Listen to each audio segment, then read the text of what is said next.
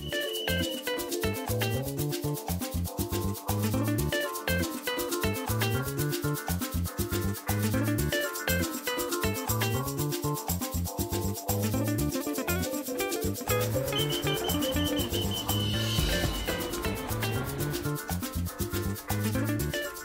often, parents struggle with how can they effectively monitor and supervise their adolescent child.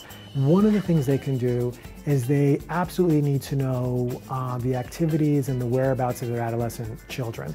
They also need to know who their adolescent child's friends are and stay in fairly regular contact with their teen about what they're doing, where they're going, and who they're hanging out with. The research also shows that parents tend to monitor and supervise less as the adolescents get older. And this is somewhat ironic because as adolescents get older, they are more likely to be engaging in sex and other risk behaviors.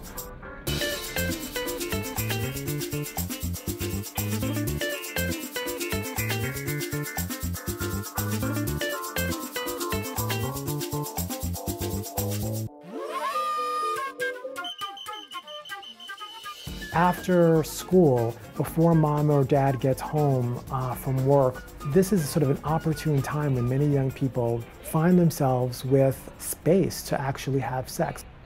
It may be hard to keep tabs on your teen, but each individual family needs to come up with some kind of plan for how they can check in about where are you, who are you hanging out with, and what are you doing.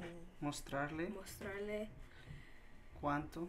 I supervise Victor so closely because he's a good kid and I don't want him to go with the wrong crowd, meaning I don't want him to go with the bad friends or, I don't want him to get lost out there. It will help him in the long way, so it's very important though. I tell her, Mom, I'm going somewhere. She'd be like, you gotta be careful, I'm gonna call you. Or sometimes she even might say no, depending if boys are going or, a lot of friends, depends.